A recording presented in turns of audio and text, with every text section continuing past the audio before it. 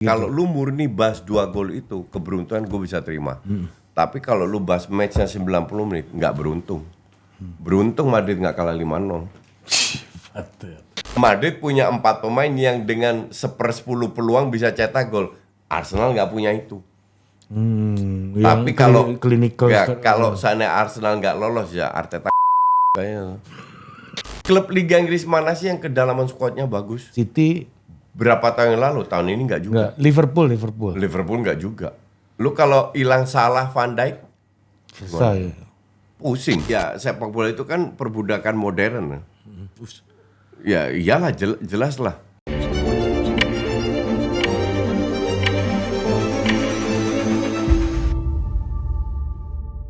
Nah coach, kita masuk ke Liga Champion nih coach. Lu kemarin lihat Arsenal beruntung gitu dapat 2 tendangan bebas, Rice bisa masuk gitu. Dan ini juga bukan penendang utama kayaknya di Liga Inggris, kita nggak pernah melihat Rice tendang kayak bola kayak gitu. Kalau lu murni bahas 2 gol itu, keberuntungan gue bisa terima. Tapi kalau lu bahas matchnya 90 menit, nggak beruntung. Beruntung Madrid nggak kalah 5-0. Kalau Courtois nggak melakukan 3 save yang luar biasa itu, udah golnya lebih banyak. Jadi jangan hanya lihat sisi 3-0 aja, which gue juga kaget karena nggak nyangka juga Rice bisa cetak 2 free kick kayak begitu kan. Gue aja free kick semalam dibilang kayak Rice lu bang. Coach mau melihat tendangan free kick gue malam ya kan. Lu saksi kan? Ya, kayak Rice gak tendangan gue? Enggak. Karena kiper kayak Rice. Gol gue yang kayak Rice. Jadi yang kita lihat kan 90 menit. Dan di situ kalau dari sisi permainan Arsenal jauh lebih unggul itu jelas. Cuman perbedaannya adalah Madrid punya 4 pemain yang dengan 1/10 peluang bisa cetak gol. Arsenal nggak punya itu. Tapi kalau sana Arsenal nggak lolos ya Arteta kayaknya. Tapi gue Liga Champion ya. Ini waktu gue di Lisbon ada waiters hotel kita, Sergio tuh namanya. Sergio supir. Thiago supir. Ya. Sergio itu pendukung Sporting CP kan. Dia yakin betul abis ngalahin City kan. Man, my friend kata Koci. Arsenal is different cake. Ayo kita taruhan 50 euro kata 100 euro katanya kan. Kabur lah si Sergio ini. Coach, lu jangan gitu. UMR-nya Lisbon ini 800 euro. Lu 1/8 gajinya lu minta. Buat lu kecil. Enggak. Jadi gue waktu di Lisbon itu lama-lama enak juga. Karena semua teman-teman di KBRI kan juga gitu. Semua pendukung Lisbon, Sporting, Gyökeres ini apa semua menang. Ya elah gila mati gue, lu ngerti bola gak sih?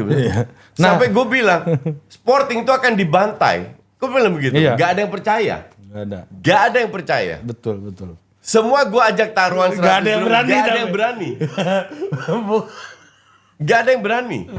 Dan sampai 5-1 bilang, oh ternyata lu bener ya coach. Ya elah ini kerjaan gue kali ngomongin bola. Ada kawan kita tuh satu diplomat Bugis ini kan. Orang Bugis dia kan. Ini kan dia apa namanya. Pas lu tantangin langsung diam. Ayo 100 euro. Diplomat gak boleh coach. Taruhan katanya. 1001 alasan. Nah maksud gua gini, memang secara permainan dalam 90 menit, apa yang membuat Arsenal tuh, ini Madrid, mentality championnya ini kayak lu lawan AC Milan kan ini kan. Betul. Ya kan, walaupun di Liga Katro, tapi masuk Liga Champion tenaganya nambah dikit gitu kan. Iya, betul. Nah tapi apa kalau Sporting gue masih bisa terima lah, ini nggak ada DNA gitu. Tapi ini Madrid, kalau lu masuk ke Bernabeu tuh piala semua isinya coach. Kita flashback dikit, kita lihat 2-3 tahun lalu di mana City, Liverpool, Chelsea dibantai sama Madrid. Betul. Tapi kualitas pemain pada saat itu beda sama sekarang. Jauh lebih menurun. Kroos sudah nggak ada, Benzema nggak ada, Modric sekarang udah umur 39 dan penggantinya jelek. Kualitasnya jauh menurun. Jadi Ancelotti tetap ngandelin skill individunya Mbappe, skill individunya Vini. Vini tahun ini jelek banget mainnya. Bellingham kadang kelihatan, kadang enggak. dari sisi permainan Arsenal lebih menguasai. Makanya untuk gue stupid dari Arteta kalau Arsenal nggak lolos dengan 3-0 menghadapi Real Madrid yang sekarang juga di Liga aja. Peringkat 2 kan. Peringkat 2. Harusnya mereka unggul dengan kualitas pemain yang mereka, harusnya mereka unggul 10 poin dari Barca. Barca itu bocah-bocah loh. Kenapa? Nggak ada duit untuk beli. 6 orang pemain La Masia tuh waktu lawan Atletico ya. Nggak ada duit untuk beli. Jadi pemain La Masia semua diandelin. Tapi bisa peringkat 1. Tapi bisa peringkat 1, unggul 4 poin. Nah, berarti mengandalkan, maksud lu mengandalkan individunya Mbappe, Vini, sehingga lu sangat tergantung dengan performance pemain-pemain ini. Ketika pemain ini menurun kekuatannya, tim juga secara keseluruhan akan menurun. Iya. Jadi kalau Arteta bisa memotivasi pemainnya agar mereka tetap bermain bagus, ya harusnya sih kill the game ini. 3-0 harusnya kill the game. Karena mereka cetak 3 gol pun belum tentu kalah. Masih ada extra time. Makanya extra time itu harusnya dihapus karena nggak fair. Menguntungkan tim yang lagi home. Tim lagi home leg kedua. Kalau mau kayak gitu, penalti langsung.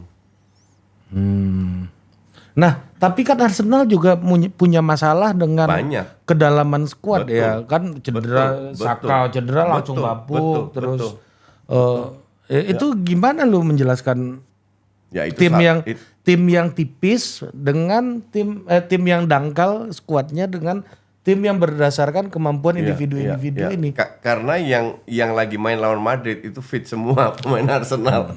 11 pemain terbaik itu fit semua. Kalau nggak fit ya pusing juga. Beruntung nggak ada yang benar-benar cedera, setahu gue. Gabriel doang kan. Tapi itu diganti Kiwior kan. Tapi yang lain kan fit semua. I mean at least bisa main lah. Itu kan pemain-pemain ini kalau tahu mau lawan Madrid nih dari sakit jadi sembuh juga mereka. Bener. Udah sembuh coach. Motivasinya luar biasa kan. Iya. Orang lupa 4 tahun 5 tahun lalu tuh Ajax pernah ngalahin Madrid loh. Iya, waktu De Jong Frenkie De Jong di UCL. Karena di match pertama di bawah Mourinho kalau nggak salah itu. Iya. Match pertama Ajax kalah di kandang 1-2 kalau nggak salah. Ramos sengaja ambil kartu kuning biar nggak main. Disikat berapa 1-4 kalau nggak salah sama Ajax di kandang. Yang waktu sampai semifinal kan Ajax ya waktu itu. Iya. Nah tapi itu balik lagi nih soal kedalaman skuad nih, ya kan. Harusnya ya kemarin kebetulan juga kan sebenarnya timnya Arsenal juga lagi fit semua. Ini sama kayak kebetulannya Mbappe, Vini lagi drop juga permainan. Iya benar. Iya. Sekarang itu maksud gua beruntung. Iya. Kalau itu mungkin ada sepak bola itu pasti ada faktor beruntungnya. Sekarang gue lihat klub Liga Inggris mana sih yang kedalaman skuadnya bagus? City. Berapa tahun yang lalu? Tahun ini nggak juga. Liverpool nggak juga. Lu kalau hilang Salah, Van Dijk, selesai. Pusing. Iya ya. Nggak banyak. Nggak ada yang kedalaman skuadnya bagus. City dulu 2-3 tahun yang lalu iya. Sekarang nggak juga. Kenapa? Ini aspek finansial kah yang membuat aspek ini? Finansial. Sepak bola itu tambah lama kan tambah komersial. Harga pemain tambah lama tambah mahal. Sementara income mereka dibatasin financial fair play. Jadi lo harus pinter-pinter ambil pemain yang nggak mahal tapi bagus bisa adaptasi. Nah di situ Arteta gagal menurut gue. Oh itu dasar kritik lu terhadap salah satu Arteta itu. Terlalu sehingga kita tidak dengan uang yang dia sudah spend 700 juta tidak memiliki dampak signifikan. Iya. Nah siapa namanya Mourinho ya? Iya. Itu bukannya CM ya dia coach? Kenapa jadi striker ya? Moreno. Karena strikernya cedera semua. Nggak punya striker. Dia kan CM kan? Maksud gue gelandang. Iya DM malah. Iya. Kenapa bisa kayak gitu ya? Nah di situ sih kita mungkin bisa kasih komplimen ke Arteta. Karena dia bisa lihat seorang DM kok bisa pasang dan dia cetak gol. Iya, makanya itu. Nah, disitulah karena Arteta tiap hari kan sama dia. Iya. Di situ oke, ini plus point buat Arteta. Ini tindakan yang pintar dari Arteta. Dia out of the box lah ya berpikir. Iya, tapi itu kan juga karena Sikon mendesak. Sama kayak Barca. Apakah Barca kalau dikasih duit nggak mau beli pemain ngandelin lama? Ya kagak, tetap beli pemain. Ya karena sikonya mereka nggak bisa beli pemain, ya mereka paksa untuk pakai pemain La Masia dan berhasil. Kenapa? Karena La Masia punya filosofi yang sama dari umur 6 tahun sampai senior, filosofinya sama, yaitu total football. Gue kira total politik tadi. Lu ambil itu dari total football. Ya tapi ya orang, maksud gue gini, orang banyak yang mempertanyakan filosofi itu jadi benar-benar jadi word sebagai sebuah sampai sejauh mana filosofi itu dikerjakan dalam membangun klub, itu yang gue rasa orang banyak yang nggak lihat gitu. Madrid nggak punya filosofi itu tapi dapat banyak trofi. Sekarang yang happy kalau Madrid main itu kan cuma fansnya. Yang netral emang mau nonton Madrid main? Ya kagak. Karena nggak menarik mainnya. Nah maksud gue sejauh mana sih La Masia misalnya menjalankan filosofi itu? Udah puluhan tahun. Berhenti sedikit gara-gara Ferran Soriano aja. Diganti Bartomeu itu berhenti. Abis itu kan jalan lagi. Di bawah Laporte kan jalan lagi. Siapa yang menciptakan itu filosofi dan yang bikin La Masia siapa? Siapa? Cruyff. Dia menanamkan filosofi itu dari tahun 70-an. Masih 50 tahun yang lalu. Sekarang hasilnya baru kelihatan. Puluhan tahun ya. Di 20 tahun lalu lah. Ya. Tapi gini coach ya, kalau lihat ada 6, menurut lo setelah ini kalau Barca udah nggak diberikan ban lagi untuk beli pemain gitu ya. Ini kan lagi ban kan? Ya. Itu bukan ban, memang financial crisis ya. Emang nggak ada. Emang financial crisis gitu. Kalau mereka udah keluar dari financial crisis dan melihat mereka survive hari ini, kira-kira menurut lu dia akan berubah total dengan tetap beli pemain lagi untuk agar lebih kompetitif skuadnya, atau kita kemarin pas krisis bisa pakai La Masia. Ya udah kita optimalin La Masia aja gitu. Enggak bisa karena enggak ini contoh. Kalau bisa juara Liga Champion sama Liga Spanyol gimana? Itu bukan ilmu pasti, bukan matematika, bukan enggak ada rumusnya. Sekarang gue tanya, Balde itu La Masia back kiri. Pelapisnya siapa? Gerard Martin. Gerard Martin hancur, jelek. Lewandowski striker top umur 36. Ferran. Ya, Ferran Torres. Yang ketiga siapa? Pau Martin, Pau Victor. Hancur juga. Jadi nggak semua dari La Masia bagus. Untuk di level kompetitif. Ya, jadi kalau kembali lagi pertanyaan, kalau seandainya Barca punya duit bisa beli pemain, gue akan beli striker. Lewandowski jauh banget. Jauh banget, iya. Gue akan yakin beli back kiri. Pelapisnya Koundé back kanan. Tetap harus ada berapa posisi yang harus dibeli. Tapi Arsenal kan dulu juga sempat kayak gitu kan coach. Ya, banyak Arsenal 20 tahun gak juara-juara. Terus buat apa lu bangun akademi kalau misalnya lu gak yakin sama produk lu sendiri gitu loh. Akademi kan untuk menghasilkan duit juga. Kan dijual-jualin dari nol, keluar nol, tapi bisa dapat 5 juta, 10 juta. Palmer dari situ jual 40 juta loh dari akademi. Kan lu harus generate money juga dari jual-jualin pemain. Itu udah dilakukan Ajax puluhan tahun. Generate money dari akademi yang nol dari. Berarti belum tentu akademi lu ya lu mau investasi untuk membuat orang paham filosofi lu, kemudian itu akan jadi bagian dari skuad lu ke depan, itu belum tentu. Belum tentu. Realitanya memang begitu, belum tentu. Enggak semua La Masia bagus. Enggak semua La Masia pemainnya berkembang sesuai dengan kalkulasi sebelumnya. Nah, kita lihat dari Madrid, balik ke Madrid dan lawan Arsenal kemarin ya. Arsenal lawan Madrid. Itu lu sempat memberikan mention Thomas Partey. Gua ngikutin Partey itu sejak dia di Atletico dulu. Ini memang badak banget nih pemain. Lu tau bedanya Partey dengan pemain midfielder DM lain apa? Partey, kalau lu perhatiin, dia tuh lebih sering kasih pass forward daripada balik ke belakang. DM lain di press dikit, termasuk Busquets di press dikit langsung balik ke belakang. Padahal dia bukan playmaker. Tapi dia mencoba meraih pemain yang ada di depan dia sehingga meng-create peluang dalam posisi bagus tapi resikonya adalah kalau dia passingnya kan berisiko semua, kepotong ya kena counter. But that risk you have to take. Karena kalau nggak bola ini nggak akan dapat kepada pemain-pemain yang nggak dijaga. Tapi lebih banyak yang nyampe daripada yang enggak kan kalau kita lihat dia main ya. Betul. Makanya gue bilang ini kalau Partey nggak diperpanjang kontraknya stupid aja. Itu dari Atletico dulu dia tuh punya kemampuan gitu untuk melihat bagaimana lawannya, lawannya siap atau enggak gitu. Dia langsung terupas kan. Sama kayak De Jong. Emang De Jong skillful pemainnya.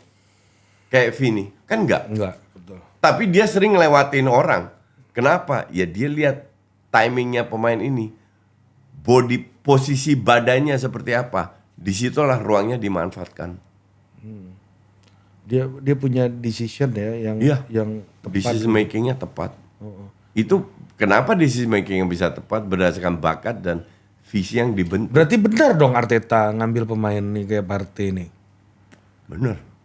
Ya kata lu bapuk-bapuk pilihan Arteta. Pelapisnya kan bapuk semua. Oh pelapisnya. Kalau tim utamanya udah Lu masuk Liga Inggris, lu main 4 kompetisi lu. Iya. Piala Ciki, Piala Kebo, Liga Inggris sama Eropa. Iya. Lu pikir lu bisa sustain dengan 11 pemain bagus doang, 12 pemain bagus, 13 pemain bagus? Kagak. Kebutuhan timnya lebih gede. Bagus, iya. Oh di situ. Iya, karena intensitas pertandingan kan jauh lebih berat sekarang. Makanya banyak yang cedera.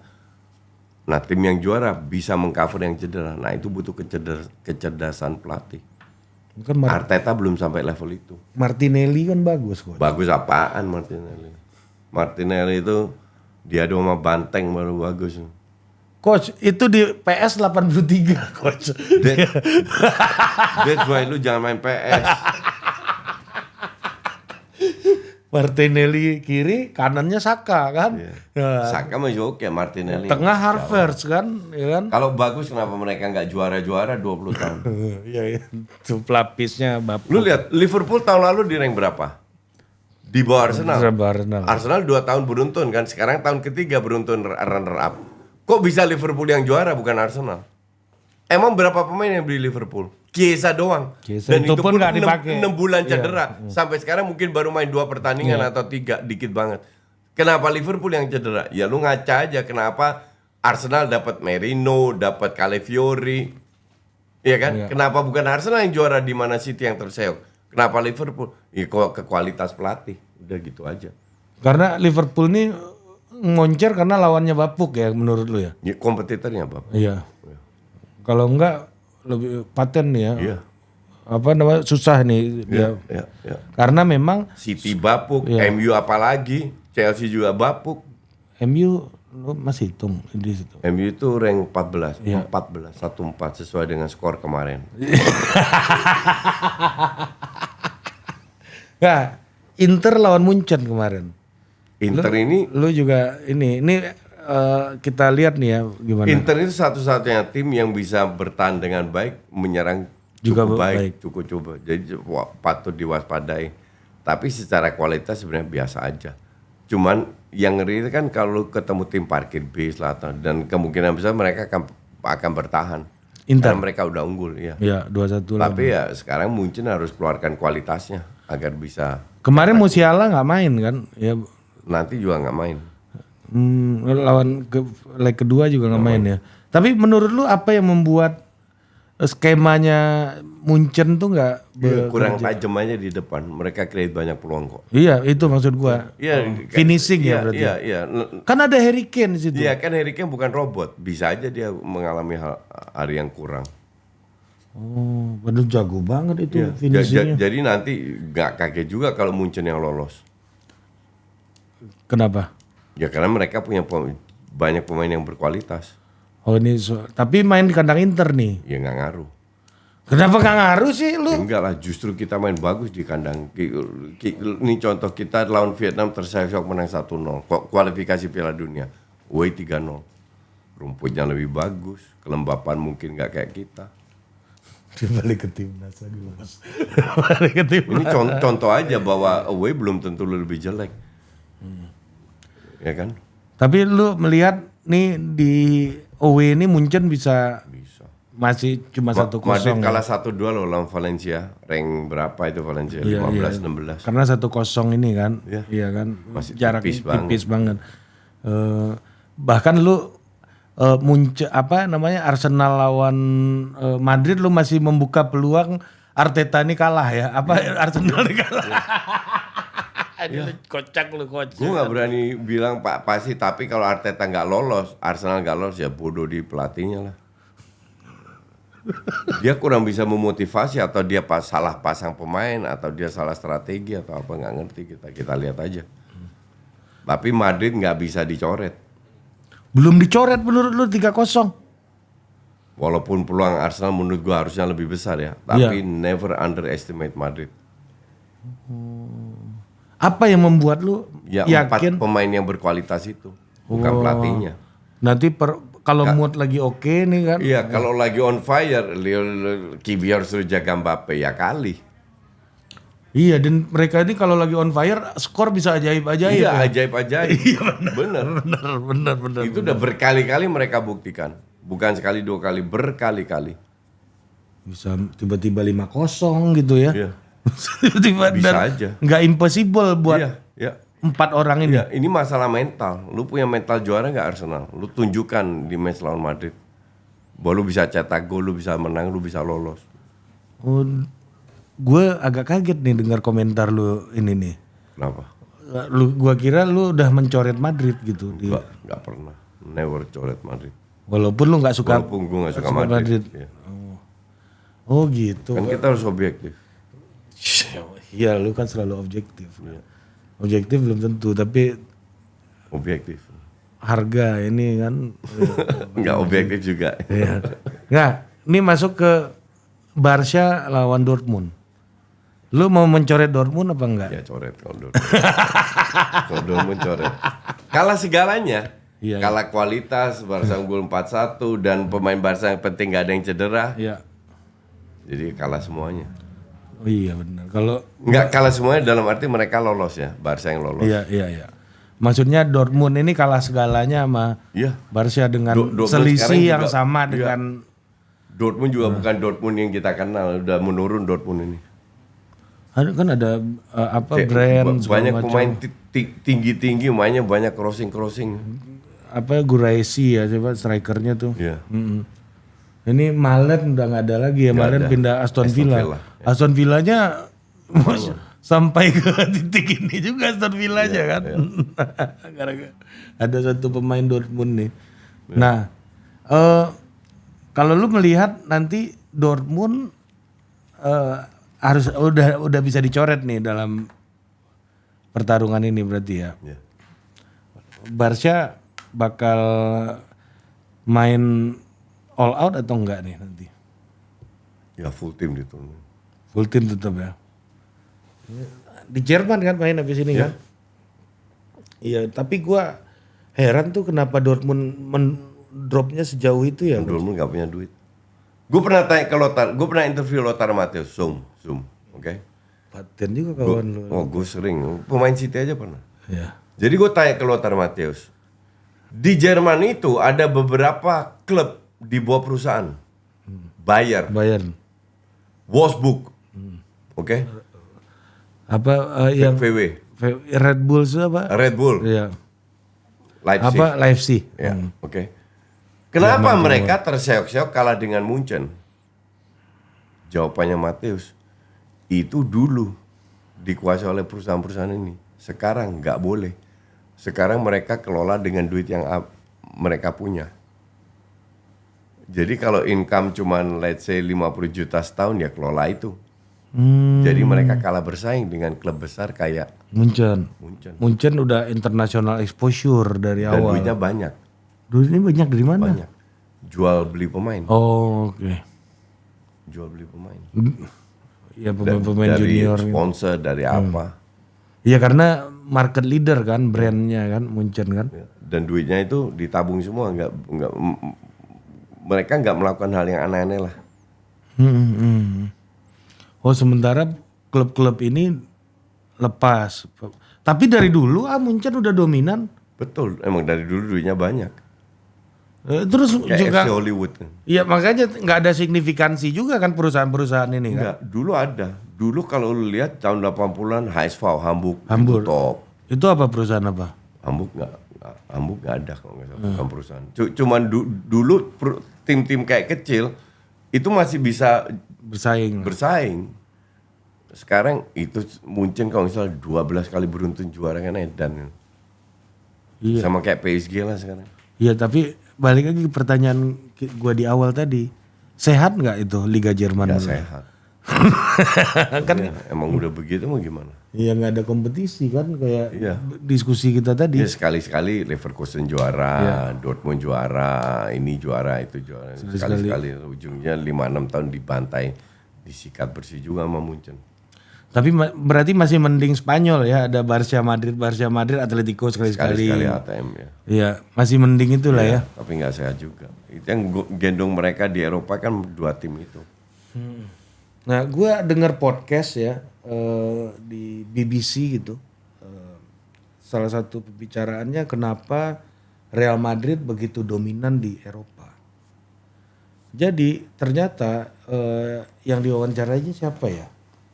Bentar, gue cek ya. Jadi intinya itu bahwa dia bilang gini, Madrid ini dulu itu perwakilan negara gitu loh, coach. Jadi ya bener kata lu, kalau championnya yang lama-lama itu dihapus katanya kan, itu tinggal berapa itu champion Madrid gitu kan. Kalau 15 kan udah dari yang tahun-tahun lama kan. Nah tahun-tahun lama itu menurut dia, nih si yang diwawancara waktu itu. belum ada VAR. Iya belum ada VAR. Kalau lu pakai ukuran belum ada VAR. Tapi kalau di dalam podcast ini argumennya menarik, coach. Emang dia bilang apa? Bentar, gua cari dulu nih judulnya. Siapa yang ngomong ya? Di BBC nih. Makanya Anda tuh sekali-sekali ya jangan nonton Coach Justin terus. Tontonin juga, denger juga yang podcast-podcast luar. Ya, kalau bisa bahasa Inggris. Nah, nih, bentar. Champion Real Madrid, bentar. Jadi dia ngomong gini. Jadi championnya Madrid yang dulu-dulu itu karena Real Madrid ini didukung oleh rezimnya Franco. Betul. Nah, jadi ini adalah propaganda ke seluruh Eropa gitu. Ya, untuk membuat bahwa Franco itu punya legitimasi kekuasaan bahwa kita ini terbaik di Eropa, itu Real Madrid gitu. Betul. Lu tahu legendnya Madrid, Alfredo Di Stefano. Ya. Itu kan yang ngambil Barca dulu. Oh. Udah sampai airport mau ke Barca dipersulit semuanya. Iya, betul. Dipersulit sampai akhirnya dia pindah ke Madrid. Oh, dia itu ke Barca di tadi. Barca. Oh. Barca udah punya satu legend. Makanya dipersulit sama pemerintah Spanyol. Karena kalau enggak Barca punya 2 legend. Barca ini separatis kan. Kuba atau apa itulah lupa namanya. Maka dari itu yang di Stefan itu harus main di Real Madrid. Tapi fans-fansnya kan nggak tahu. Fans kardus kan tahunya 15 trofi ini itu dan lain-lain. Iya itu ada sekitar 5 trofi yang berada di dalam era itu. Era Franco ya. Iya era Franco gitu. Aduh gue lupa siapa yang diwawancara nih ya. Nanti gue cari deh bahannya. Gue udah denger nih di Iya. Gue udah tahu itu. Karena buat propaganda gitu. Karena gue ingat relate sama omongan lu ngomong soal ini. How to win Liga Champions di Football Daily ya. Yang diwawancaranya sama dia itu episode ini yang diwawancara itu ada ini Paul Clement itu mantan pemain kalau nggak salah. Mantan pemain Madrid ya? Gue nggak tahu mantan. Carlo Ancelotti juga yang diwawancara nih sama dia. Paul Clement itu siapa ya? Kalau nggak salah pemain bola juga. Nah jadi itu yang di wawancara tuh. Ya. Lu dengerin aja di Football Daily itu grupnya BBC. Ya. Nah salah satunya itu karena ini perwakilan nih manajer sepak bola Inggris yang menjadi pelatih Swansea City, Clement resmi menjadi arsitek. Nah, jadi gitulah. Jadi bahwa Madrid itu dulu perwakilan Spanyol yang kan Piala Dunia sekali 4 tahun kan, Piala Eropa sekali 4 tahun yang untuk membuat propaganda tahunan itu kan Liga Champion. Jadi Madrid tuh investasi negara dulu tuh awal-awal gitu menurut dia gitu. Kalau nggak ada rezim Franco mungkin Madrid nggak punya La Decima ini gitu. Iya benar. Cuma banyak orang nggak tahu dulu sampai ada match di mana Barca sebenarnya jauh lebih bagus daripada Madrid, dibiarin kalah sampai 12-11 atau berapa, dibiarin sama Madrid. Iya, dibiarin aja biar mereka mau protes terhadap intervensi dari pemerintah. Ya kan ada problem politik internal kan, bahwa negara-negara kayak Bas sama Catalunya ini mau memisahkan diri. Jadi propaganda persatuan itu si Franco ini mau bikin bahwa yang terunggul tuh ya Madrid ini gitu kan, sehingga dengan propagandanya menjuarai liga-liga Eropa ya. Salah satunya di Stefano ya itu di bandara ya dicegat. Sampai segitunya. Gila loh di situ. Karena Madrid sampai hari ini state formationnya belum selesai. Pembentukan negaranya belum selesai kan. Spanyol itu kan masih banyak negara-negara. Kemarin gue kebetulan kemarin lihat juga di YouTube ada negara yang perbatasan paling banyak itu ya Spanyol. Ada kasus dengan Maroko lah, dengan apa, dengan ini, dengan itu. Banyak yang belum selesai, betul. Banyak belum selesai. Jadi nasionalisme itu bagi orang Spanyol bukan NKRI titik gitu, masih koma. Iya. Kalau kita kan NKRI titik ya kan. Kalau di situ masih koma. Masih koma. Iya. Bener. Coach, terakhir Coach, lu melihat Liga Champion nih petanya akan seperti apa nanti? Tahun ini. Yang sisa ini. Gue yang ngeri itu sebenarnya PSG ya. Tapi kalau ntar kan kalau Arsenal lolos, which I assume Arsenal lolos ketemu PSG, gue nggak yakin Arsenal bisa lolos, bisa menang lawan PSG. Kalau Arsenal bisa geser PSG itu dahsyat. Tapi gue sedikit unggulkan PSG banding Arsenal. Apa yang membuat PSG unggul dibanding yang lain-lain? Banyak pemain muda, intensitas tinggi, pemain bintang yang egonya nggak terlalu tinggi, Kvaratskhelia sama Dembele. Dan banyak pemain muda yang sangat berbakat, Vitinha contoh. Tapi kenapa PSG berubah dari yang ugal-ugalan jadi kayak sekarang? Karena yang ugal-ugalan tidak memberikan hasil yang menarik buat mereka. Yang mereka inginkan, yaitu Champions League. Jadi mending ngapain gua ambil bintang-bintangnya itu, mending gua kepupuk, dan kebetulan Enrique sanggup. Dan Mbappe dengan mudahnya dia lepas ya. Maksud gua ya mudah, ribut juga. Ribut, tapi maksudnya ya udah ikhlas gitu. Iya, karena nggak ada pilihan, which is good. Good dalam arti ya sepak bola itu kan perbudakan modern.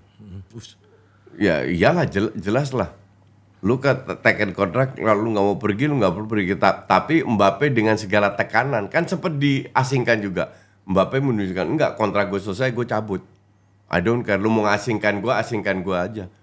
Akhirnya sempat berapa minggu nggak main tuh, nggak latihan, nggak main. Terus karena PSG putih dipanggil lagi. Gitu. Jadi duit pun nggak selalu bisa berkuasa. Di situ Mbappe menunjukkan, which is good untuk sepak bola secara overall. Dan Mbappe juga, ya ini jasanya Mbappe merubah mindsetnya PSG juga kali ya. Iya, mungkin iya. Karena dia bisa bilang bintang besar terakhir kan. Ya setelah Messi, Neymar kan ya. Ramos pernah di situ. Ramos udah pensiun tuh kemarin tuh kan. Pensiun ya udah waktunya. Iya, dia buka jersinya naruh di museumnya Sevilla kan. Pertandingan terakhirnya apa gitu. Enggak, ini musim belum selesai kan. Pertandingan apa terakhirnya gitu ya. Nah, ntar gua cek deh. Itu pokoknya dia udah naruh jersinya di museum tuh. Oke Coach, terima kasih Coach udah hadir di sini membicara kehidupan sampai sepak bola ya, dan kayaknya nih perlu kita elaborasi nih bicara kehidupan Iya, nih, iya, Coach. iya, iya. Ini menarik di bicara kehidupan sama lu. Gen Z dan milenial. Gen Z yang masih terutama yang daddy issue ya. Ya kan lu dengerin bapak-bapak child free ngomong. Sampai jumpa lagi. Adios.